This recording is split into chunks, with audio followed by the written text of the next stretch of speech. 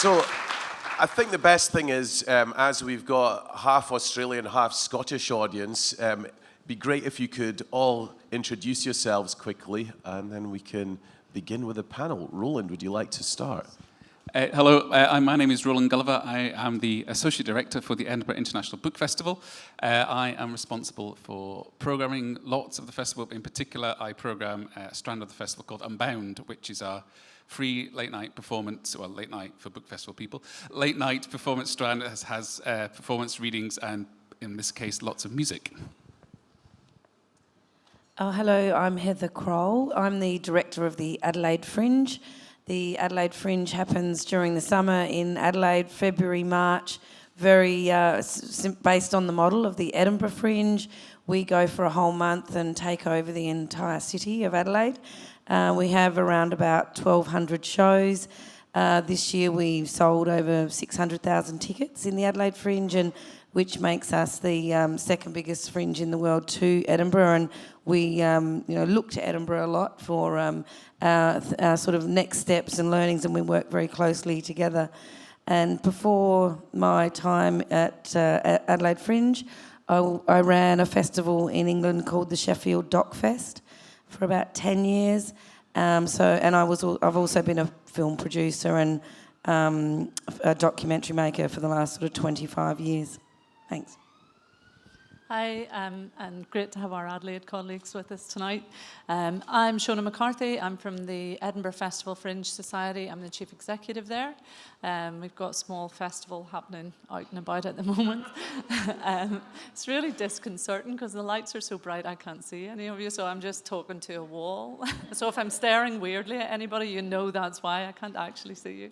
And so my job, like Heather's, is not to programme, but to create a platform for others to be able to put on work at the Edinburgh Fringe. In another life, I'm also the chairperson of a music centre called the Oh Yeah Music Centre in Belfast. So I do personally have a bit of an interest in music as well. And we can talk more about that as the night goes on. Hi, my name's Neil Armfield. I'm Joint Artistic Director with Rachel Healy of the Adelaide Festival, a festival like the Adelaide Fringe that was set up, modelled on the Edinburgh Festival in 1960. This was our first festival, Rachel's and mine, this year, 2017. Before that, and continuing, I'm an opera director, a theatre director and a film director, and I'm sort of new to the festival game. Okay, so I think before I launch into some questions, it'd be good to explain what motivated this discussion. 10 years ago, we had Tea on the Fringe, which packed August with touring acts, gave loads of opportunities to emerging Scottish talent, often with smaller gigs or as supports. And in parallel with that, there were things that were taking place in August outside the Fringe programme in quite a lot of the existing music venues. Fast forward to now, nearly all the grassroots venues that haven't closed. There's a handful that have closed that were still programming music. The rest of them are generally renting out the space for comedy or cabaret during August. So if you were to come to Edinburgh now, your opportunities for seeing emerging Scottish talent have really shrunk compared to what it was like a few years ago. So the rest of the year, we're here in the city, we deal with the fact that the tolerance that you all enjoy during August, and if any of you here during December to a lesser degree, these late night openings, the music going on way into the night. The flip side of that is that we have one of the most draconian councils when it comes to noise complaints, because they're too scared of upsetting the voters. So we're in that kind of unusual situation, and what motivated this was really to look at how we can compensate for that, and also create stronger ties between the festivals the official Edinburgh festivals and the Scottish music community. So I think what I'd like to start with is really if you could individually summarise what you do for your local music community. And by that, I really sort of say, exclude classical, jazz, and traditional music because they generally get on okay at this time of year, as well as tribute acts and cover bands, because there's plenty of those on late and live. So what we're talking about here is original artists doing original music. There isn't any of those genres. So I guess, Heather, would you like to start? What does the Adelaide Fringe do for emerging musical talent from Australia? I mean, as Shona said, in the Fringe Festival model, we don't curate anything. So we open our registrations and anybody who wants to register anything can register that show. And if they need help finding a venue, we work hard to match-make them with a venue that might suit their needs. But often they don't need that help. They find it themselves and they go and meet the venue and come to a discussion with that venue, come to a decision. So we really just wait and see who registers. Music is the second biggest genre in the Adelaide Fringe, and that doesn't include cabaret or anything because cabaret has its own genre. Our biggest genre is comedy. Our second biggest genre is music, and then comes cabaret and circus and so on, and theatre obviously. So I think I took on the role of the director of the Fringe a couple of years ago, and when I arrived, I was quite surprised to discover that music was the second biggest genre. I certainly didn't feel that was something that a lot of people knew. And under the South Australian government, we've had some really great initiatives set up. One of them is the Music Development Office, headed up by Beck Bates, who's here today. And there's also another organisation called Music SA, and they support live music through the city in a very proactive set of initiatives around boosting live music venues and opportunities in Adelaide, which is really strongly supported by the government as well. So I went to those people and said, did you know that music is the second biggest genre in the Fringe? And they didn't know either. And a lot of them weren't the cover bands. A lot of them are original bands. They register in the Fringe.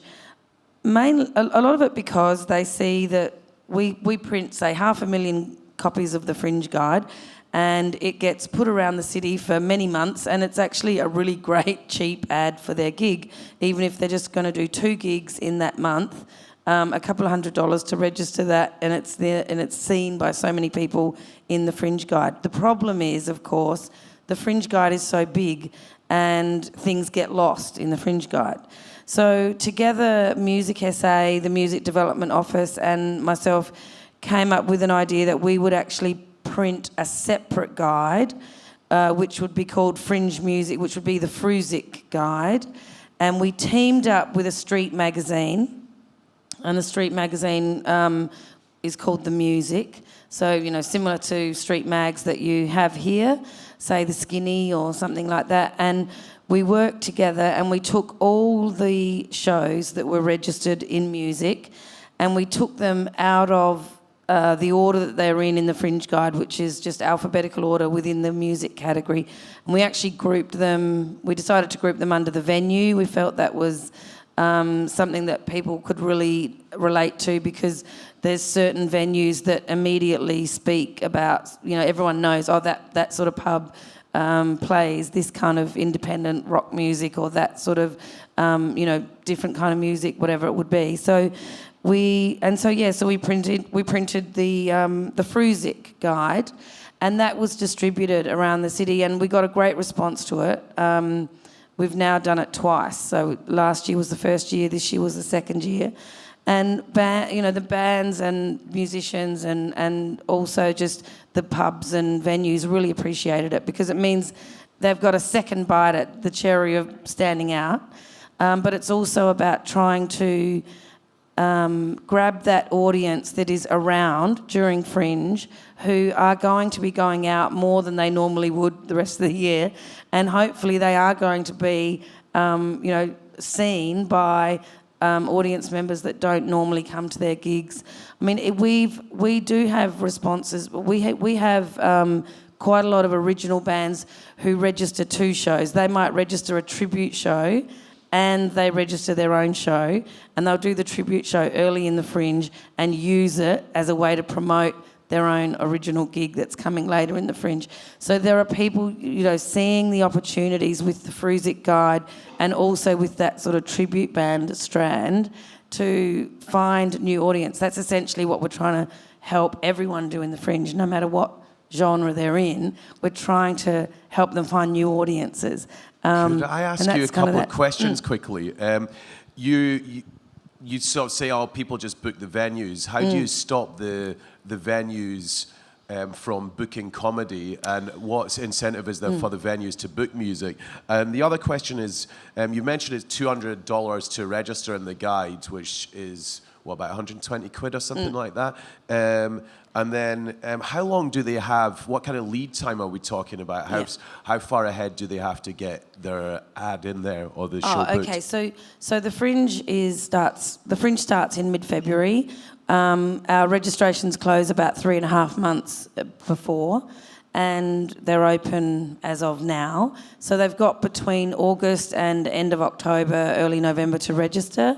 And then so they do need to know, they can't really, some of the venues that register regular band nights, they might just register, regular Wednesday night band night, but they won't register the name of the band because they may not have chosen it yet. That also is one way of getting around not knowing what's coming up. Yeah. So I suppose the incentive for the venues is that it's not expensive to be in your programme, so they...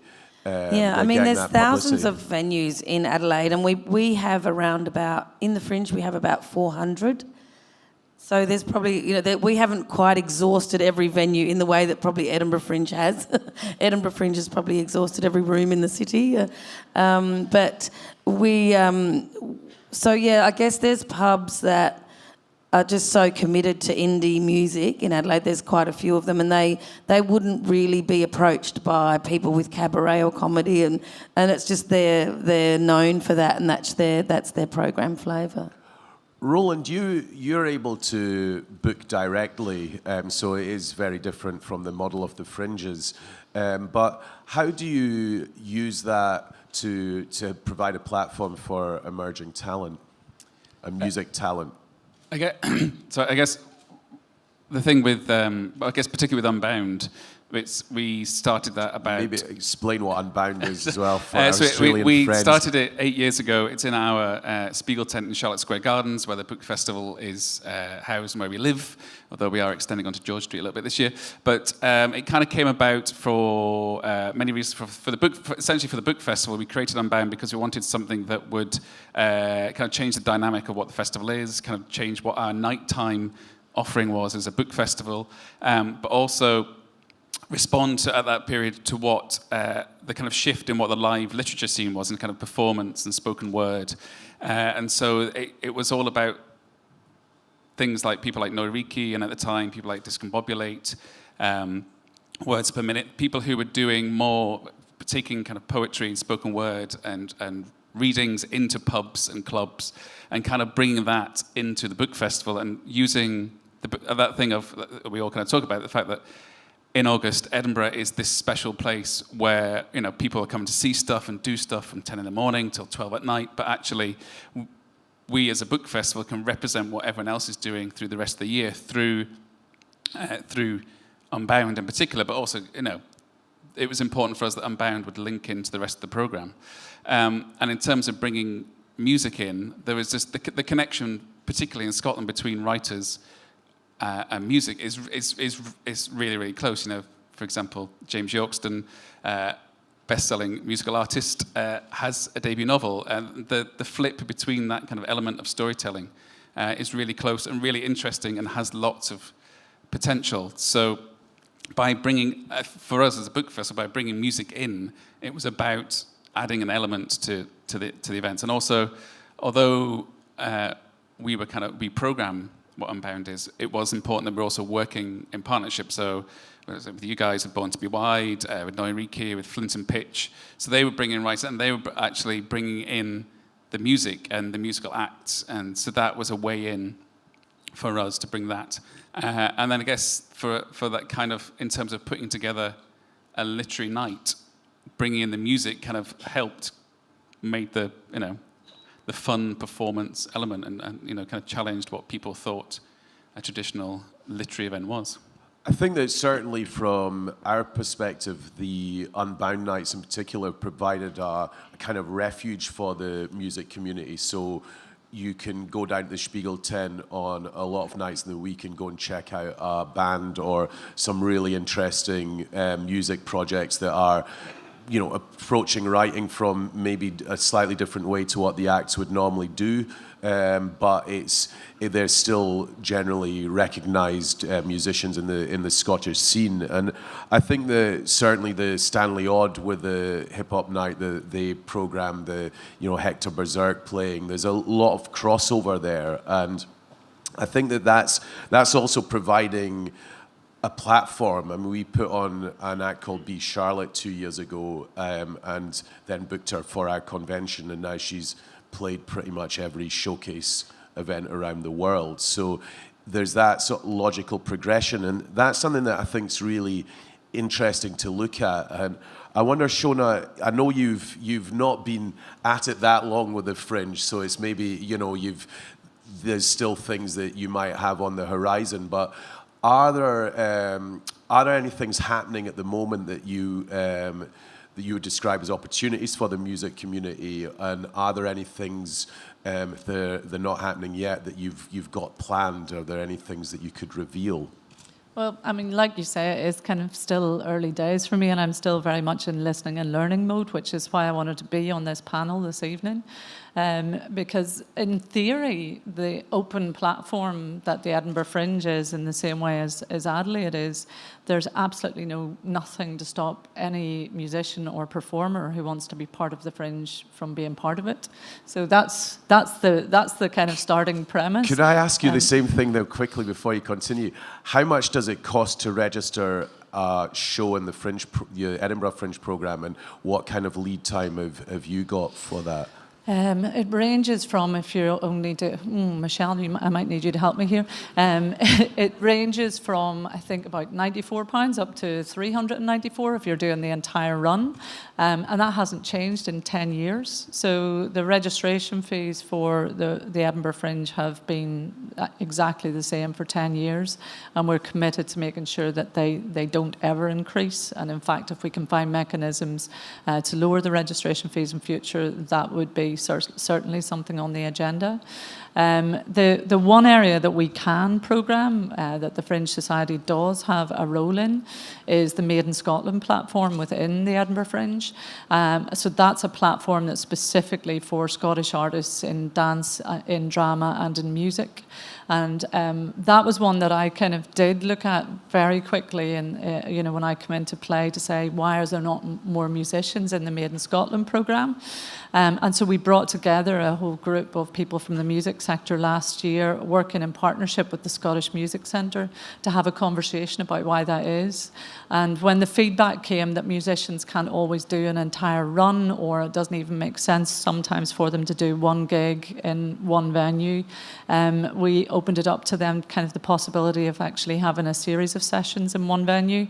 So that's one example of where we kind of opened the conversation, listened, learned, and made a change to suit the music sector. And I'm totally up for that conversation across the wider Fringe platform. And I didn't realise it was only £94 to register a show that begins at that. So I think that is affordable if you were to get a venue. I know you have to get the application in November, which is quite a long lead time for the music community, which operates on a completely different time dimension to other cultural genres. But the interesting thing with that is that you're able to have something in the program, but is the deadline for the programs? If I was managed to get a venue booked in August, is it April where I have to get the listing in for the program? Yeah, registration opens from January, and for the actual telephone directory program, it closes, I think it's the end of April, I think is our deadline.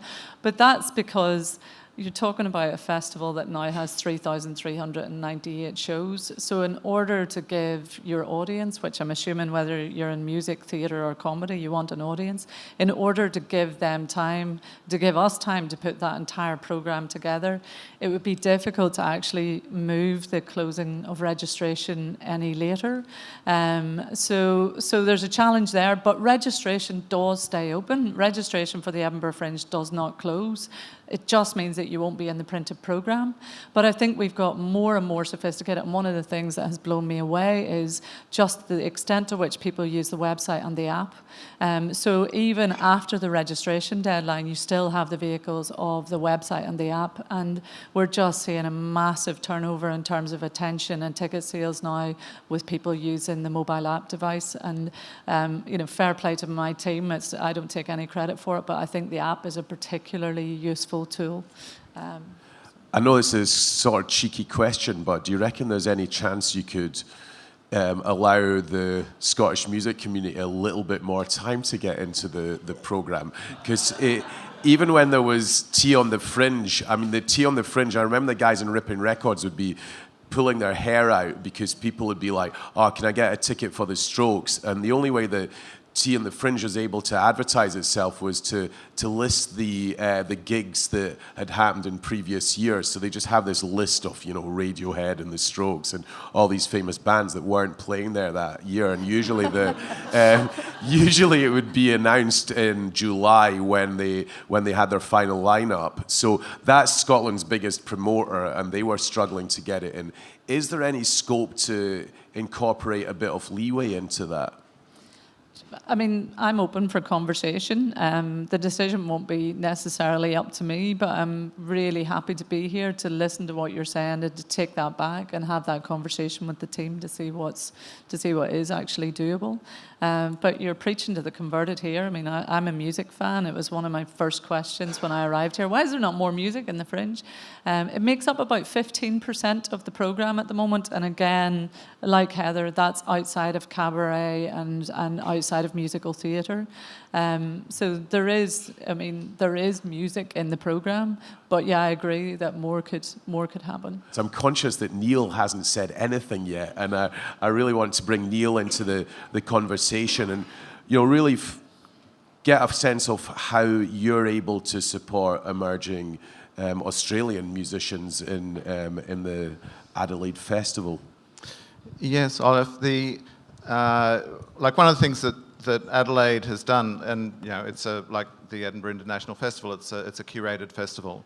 For the 1992 festival, Rob Brookman, the artistic director, and Ian Scobie, who was the general manager at the time, created WOMAD Adelaide, which was a major kind of world music festival, which was biennial for the next few years, and then in 2000 it became an annual festival, and that's when WOMAD Adelaide really took off. And it's for the central weekend. It happens for the central weekend of the festival, of the Adelaide Festival, and it's umbrellaed now by the Adelaide Festival. But it's a major source of energy in the festival and in the city and in the country. What we did in our first Adelaide Festival this year was to build a thing called the Riverbank Palais down on the Torrens, which flows through the centre of the city. Doesn't flow that much, it just sort of sits there. But back in 1927, there was the floating Palais du Danse existed for a year and a half, really, until it was sabotaged and someone sank it. But that was a sort of a floating ballroom. And we wanted to recreate that energy. And it's a space which has very, very quickly became the heart of the festival for us. It would open in the morning with talks from 8 a.m. On the weekends. Great Adelaide chefs from around the world returned to Adelaide and did these long lunches. But when it really kicked in, and this is what all the commentary on the festival, the point they made was that as a live music venue, it was incomparable. It's a room that takes 400 or 500 people. There's a stage with beautiful acoustic, and we programmed a sort of a mixed musical season across the 17 nights of the festival, including new and interesting Australian bands like All My Exes Live in Texas, and but brought in groups like Mextracy and the Hot 8 Brass Band from New Orleans, and we had some mix with WOMAD artists coming into that venue. And that's something that's really just beginning. The other thing that the Adelaide Festival can do is to go to, like, we're in conversation with Felix Reibel from great Australian band Cat Empire, who's interested in moving beyond the sort of regular gigs of the band, and to create a different kind of music theatre show. And I think that's something in a curated festival that you can allow opportunities for. We're talking with Bryce Dessner from the National, and he's really interested in because he composes for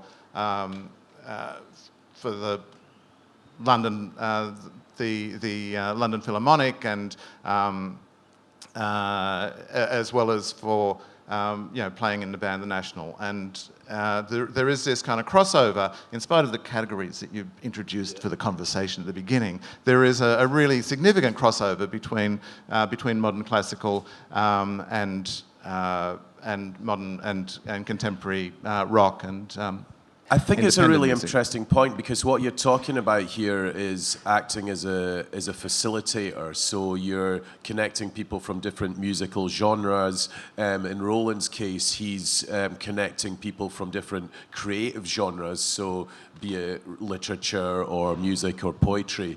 I think that it's that. I guess is also somewhere where perhaps Heather and Shona can play a role, even though you're not booking it yourselves. Are you in a position to, if an artist approaches you and says, well, look, I'm into doing this, or I've had this idea, are you able to then connect them with someone that they can work with? I mean, Heather, have you got any experience of this?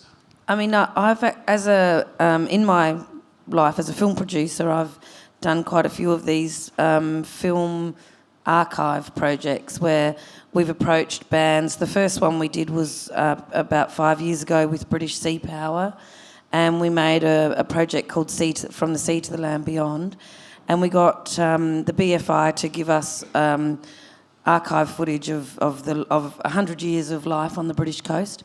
And British Sea Power did a 70-minute score to the whole thing, and it's played live at lots of festivals, and it played on BBC Storyville, and it actually launched a whole new audience for British Sea Power, people who saw it on Storyville, who obviously had never heard of British Sea Power.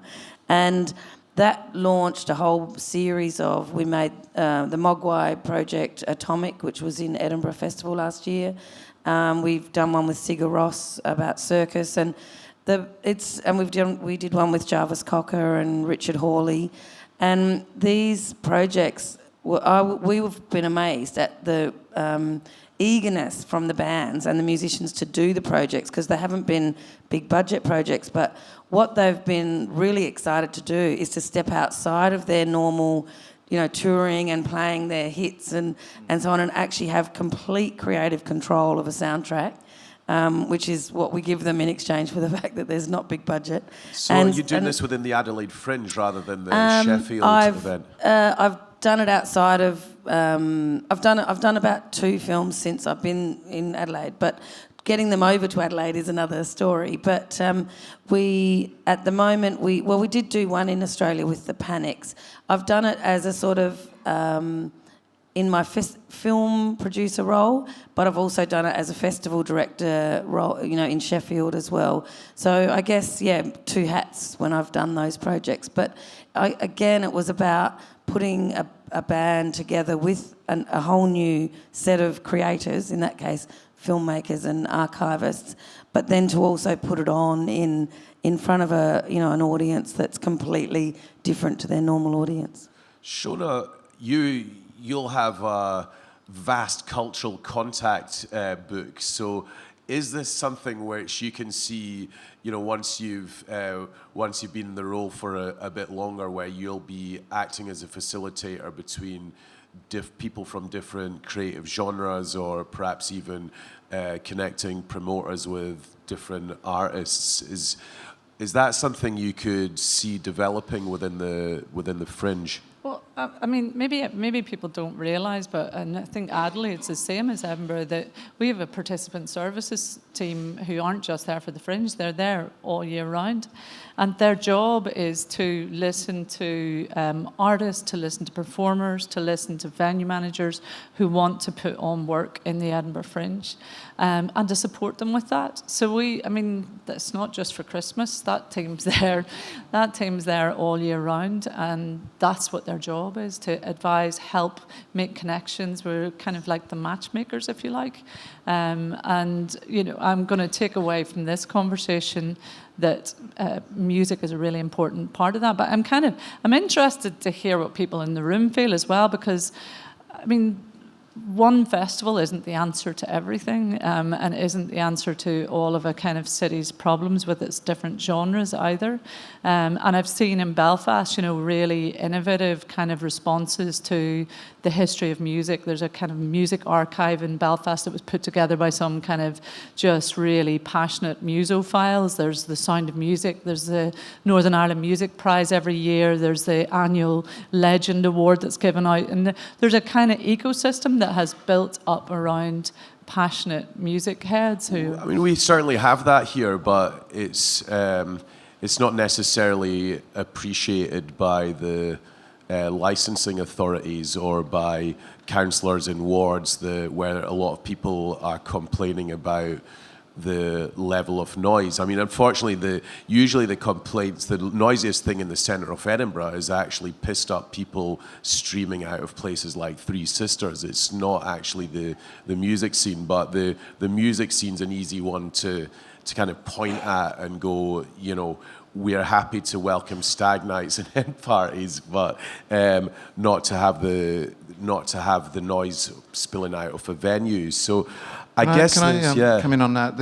It's interesting. Festivals do tend to have working relationships with local government and with state governments in Australia, and I think there's a lot that festivals can do to raise awareness and suggest legislation, I think, for council and or at least discussion on it. Certainly, I know that in Sydney, where I live, which is my home, the council set up a major policy analysis of live music across the city in 2010, and discovered that because there's been a great increase of people living in the city centre, that there was a kind of legislation creeping in about noise regulation that was killing the live music scene, and so actively started to encourage small bar and small venue licences.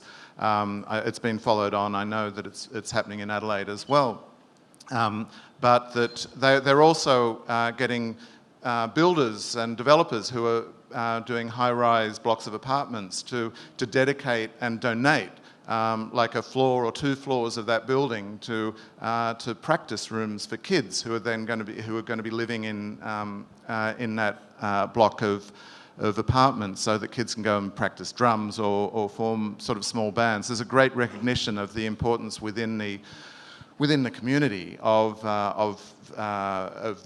the encouragement of live music, and particularly because of the threat of poker machines and gaming within pubs and comedy. That pubs can earn more money by basically dedicating their spaces to gambling machines, to poker machines, but they're setting up all these sorts of strategies to support the live music industry.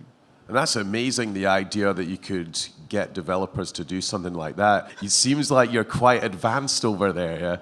It's it's not typical, but it's that is one strategy that is happening. Yeah.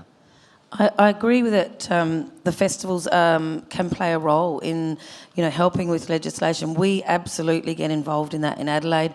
I feel like endlessly I'm in meetings with state government and council around that. We've also had a long sort of series of meetings around the use of the word complaint and whether a noise complaint. We've been pushing that the word complaint shouldn't be allowed to be used unless there's actually been a proven breach of level, because noise complaint at the moment is just a phone call. And we're saying, well, that's just a phone call. That's not actually a complaint until the complaint is proven and upheld, because otherwise we can just, the council can say, oh, we had 3 complaints, you have to turn it down. It's like, well, no, and we monitor everything all the time so that we can prove it, that no breach was made. And I think what Shona was saying about that participant services, I mean, that's just huge at the Adelaide Fringe, obviously, as well. And the other thing that we do and Edinburgh Fringe does is behind the scenes, we have a huge marketplace going on that artists can, have meetings with people outside of showtime and so on to book tours for the future. And the industry sort of descend on Edinburgh and Adelaide. And I think that is not including the music industry at this point. So what we have is festival directors from all over the world descend on Adelaide during the Fringe in order to scout for shows and scout for talent. We have venues from all over Australia and throughout Europe and throughout America and everywhere. They come to Adelaide Fringe to find shows. And one area that I think that we've got some real room for development in is the music industry. We haven't nailed that in our marketplace yet. So in our marketplace, it's really there. A lot of people are looking for cabaret, circus, theatre, things like that. But there's no reason why we couldn't now make a really concerted effort to say, well, we want our marketplace in the Fringe to include a kind of a South by Southwest style marketplace in the background as well. I think that's a really interesting suggestion. I mean, I had noticed that there were a couple of booking agencies that were showcasing artists at the Adelaide Fringe, and I think that it'd be amazing to, in a couple of years' time, to have a component within August of the music industry coming to the city to come shopping for local talent. I would say that, despite having to get the application in early in November, the changes that have been made to Made in Scotland are really positive, and I think that that's also, partly because of you at the Fringe and a new team in the music department, Creative Scotland. So that is very much set up for that purpose. Is it something, Shona, that you can see developing? I mean, is this something that you've been thinking about, that at some point we could have people come into shop for Scottish music?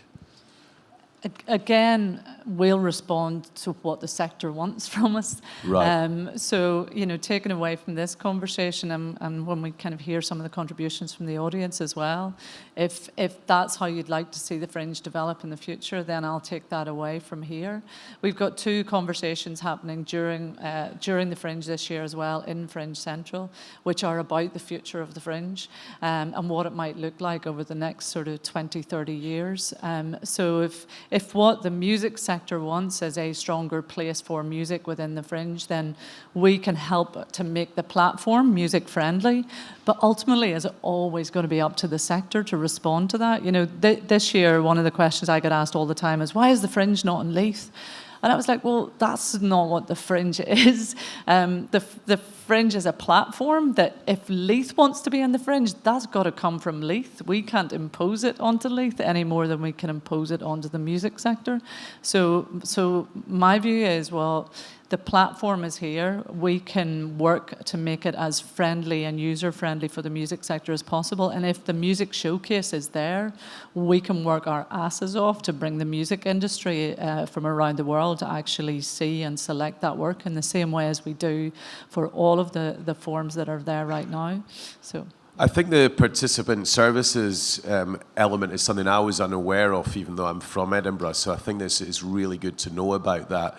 I wanted to pick up on something about Fringe Central, which for those of you who don't know is something that takes place within the Fringe for all the accredited performers, and they can come and check out seminars and different panels. And I was wondering if there might be scope to look for a little bit of sponsorship on this front, because and this is, I have to mention this, we applied for a Made in Scotland grant a few years ago, and they said our idea was great, but it didn't fit into the whole sort of concept or the guidelines. And we are then approached to program a panel in the Fringe Central, but while they seemed to be quite keen to sort out a free bar for booze, there was no budget for paying for people's travel or food, and we're talking about a lot of freelancers.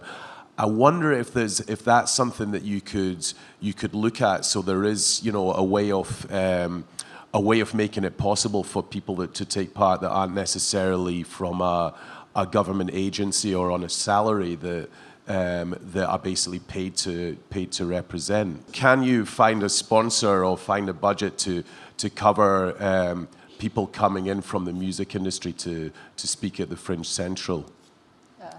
Yeah. Cool. Excellent. That's what I wanted to hear. I have broached this on several occasions, so now we've got it officially. As a director of the book festival, do you have meetings during the year with different council officers or councillors? Are there any elements where you feel you could actually be lobbying on behalf of the music community? I guess from our perspective, it's always about. I guess we have to start with the writers, and I guess it's that trying to promote live events, really, on live performances.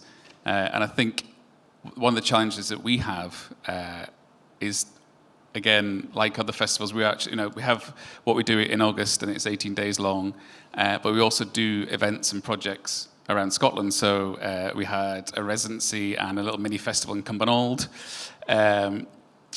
For the Australians in the audience, we can explain Cumbernauld afterwards. It's a beautiful place to visit.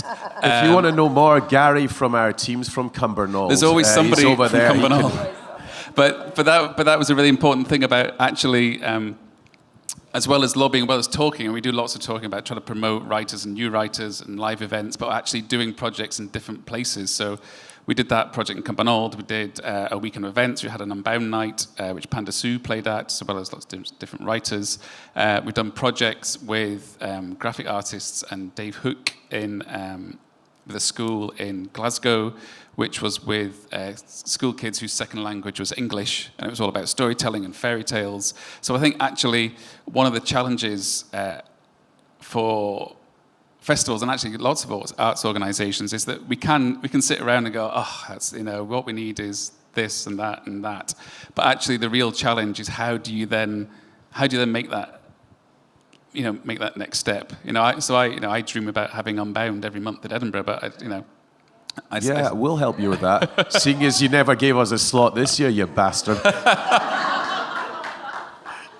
You got to make space for the young people, Olaf. Mikey's half my age. I'll just take a back seat. But yeah, I think why not do an Unbound every month? That'd be amazing. But I think it's also that thing of being able to, going back to what Neil was saying about festivals and arts organisations offering a space where people can come and do something. And so when we do Unbound, it's free, which means that if people come along and they don't like it, they can't then complain about not, want their ticket money back. But also we pay everybody not much, but they get paid and they can eat, and all the costs are covered, and they can do things that might not might be different, might be new, might be challenging, but actually by offering that space and not going, well, not giving them, they have to come back with their ticket income or things like that. Actually, I think that is a really important thing. And I think there is a challenge about how you do that for the rest of the year. Well, I look forward to a monthly Unbound night. It's been I might need said to clone now. myself if I do that. Could we open this up to questions? Thank you. Thank you. Can you hear me? Yes. Yeah, Roland, it's interesting you talking about Unbound in that way, because what you're saying is that you're happy to, I'm sure there's a lot of public funding for the kind of stuff that Unbound does and the book festival does, but you're not willing to risk that through the other 11 months of the year, like a lot of the creative grassroots industries are doing anyway.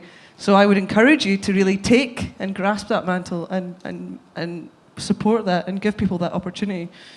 For me, I was quite interested in the way that festivals and events can actually contribute and influence the cultural life of a city out with the months or the days that it's on for. So I was just quite interested in asking everyone, what legacy are you at the moment? Can you or do you want to contribute to outside of your own festival dates?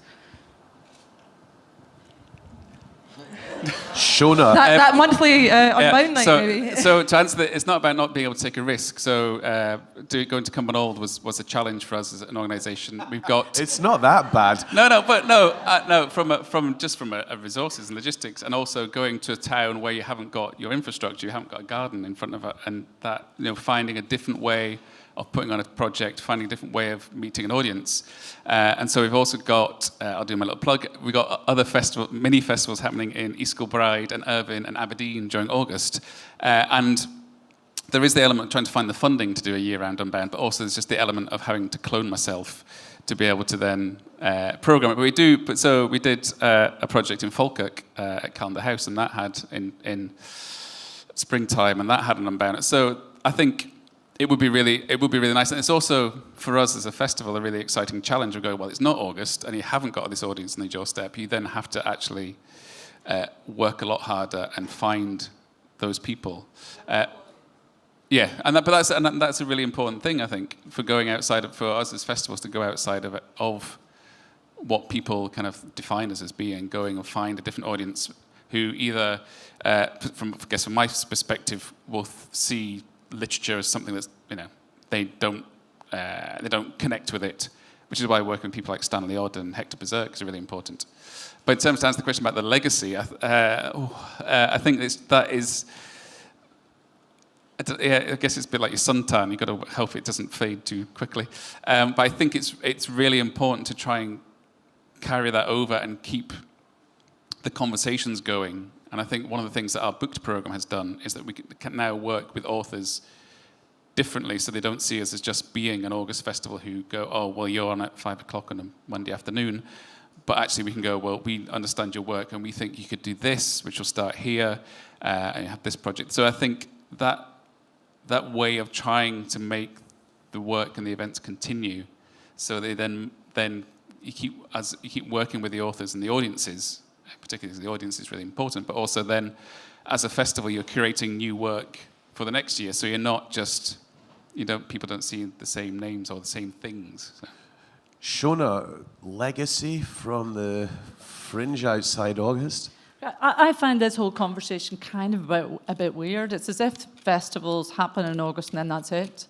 It's that horrible question, what do you do for the rest of the year?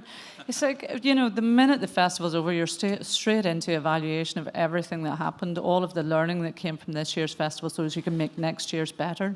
If from January registration opens again, so you're in. So the conversations with artists and, with those conversations never stop. They don't stop once August's over, they just all start again for the next year.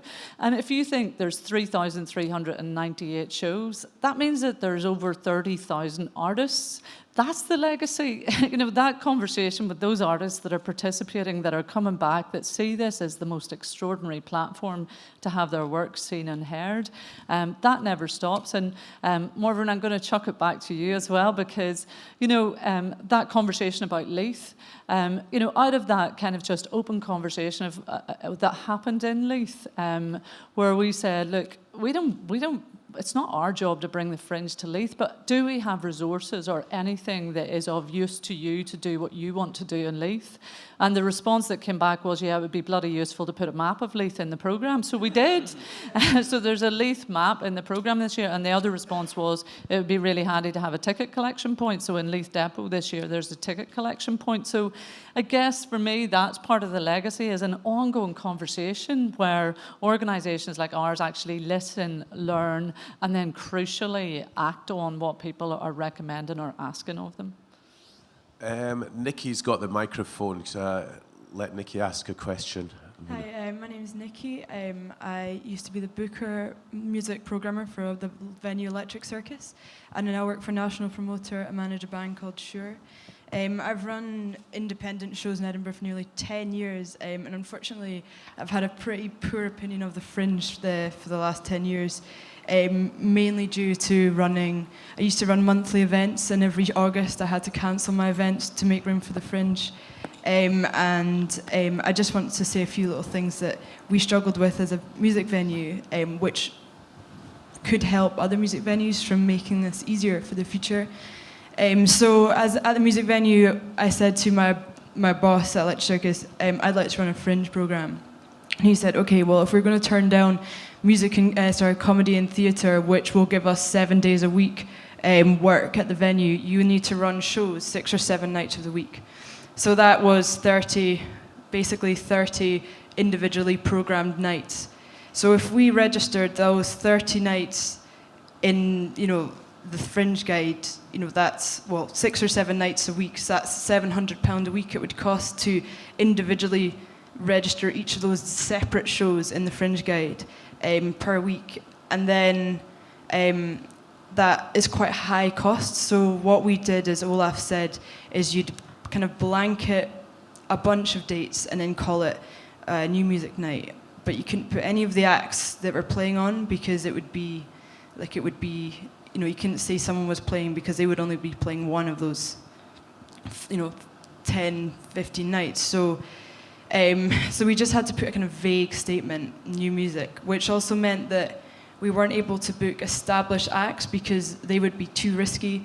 If we only had, a very limited lead-up time with the announcement of those acts, then, how could we maximise sales if their names aren't going to be in the guide? So we had to kind of look at really low-cost shows every night of that week.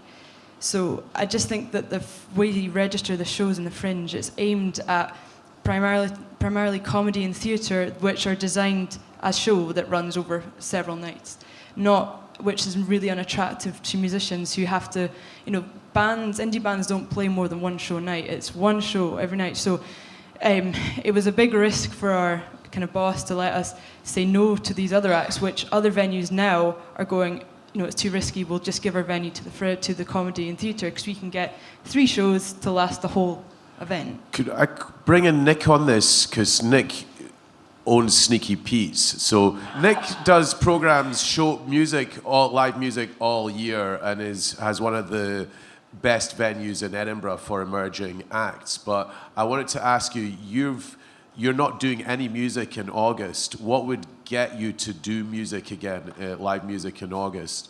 Well, for the last 3 years, we've been hosting free Fringe comedy shows instead, because they make very slightly a little bit more money than it does to do gigs. Partly it's because you've got a whole day's worth of shows, so the trade is slower, but you're going to get sub-drinkers over the course of the night. And then it's the cost of putting on something that's going to be worth tickets, that's then going to attract a crowd, and you have to have, basically because of sound checking times, etc., you've got 1 show per day, sometimes 2 we used to manage, rather than having, in the case of today, I think we've got 8 different acts, each a comedy show, relatively short, no setup time, going across the course of the day. So from that point of view, what we need, I think, is promoters who are interested in doing shows from the Fringe. I had a question to ask, which I think might sort of tie that in a bit. Shona, as you say, in theory, we have an open platform, which means that there's nothing to stop bands using the festival same as everyone else. So question to you is, what is stopping that? Because do participant services, for instance, get many visits from musicians? typically, when you get to use a venue, you're a promoter. You're not an individual artist yourself. I think that's true of most of the major comedy shows you have and major theatre shows you have, etc. So, who's going to say, I want to take Sneaky Pete's and put on all the shows there and pay them a higher fee to make that work? Or if not Sneaky Pete's, in the Liquid Room or every other major music venue in Edinburgh, which is completely full of theatre and comedy at the moment. I don't have all the answers, but I'm listening, and I was particularly interested in your kind of, I can't see the woman who spoke there, but I was particularly interested just in hearing that kind of case study you described, because when we opened the conversation with the music sector about Made in Scotland, that was the feedback that came back, so we changed the criteria. So, you know, the Edinburgh Festival Fringe had a 70-year history before I came along, but I don't think anything should ever be stuck in a place where it actually isn't working for the very people who want to use it. So I'm taking away from this conversation everything that you've said, and if there are ways that we can look at changing the structure so that it makes it more music friendly, then I'm open to have that conversation with the team in the Fringe. I think perception is very important in terms of. I'll give a really quick example. Everyone in music in Edinburgh thinks the council is absolutely terrible. Olaf reinforces that, but sometimes opens up to the idea that actually the council has been very, very useful in terms of changing its music policies recently. But it's very hard to shift to perception. I think there's a very strong perception in the music community that the Fringe is not for them. And I think that if you're talking to the sector or whatever, it'd be interesting to find out who the actual stakeholders are. Is it the musicians? Is it promoters? Is it funding bodies? Various other people as well, because I think that on the whole there has to be more than just, in theory it's available. I think at this point, if you want to have more music involved, there has to be a gesture of an open invite to make that happen. My hair stood on end when someone described the type of deals some of the big venues are offering their artists in the Fringe, the comedy acts and the cabaret acts and stuff. That would never fly in music. The Musicians' Union actually campaigns against this sort of stuff because it's called pay to play. So I think there's maybe a resistance from the music community to do those sorts of deals. But can I ask you, would you be willing to come back next year and see where we've got to on this? Sure. Great. I think it's been a really, really beneficial discussion, and I'd really like to thank the panelists for making time at this time of year. Hopefully next year we'll have loads of exciting new ventures to update you on. Thanks for coming.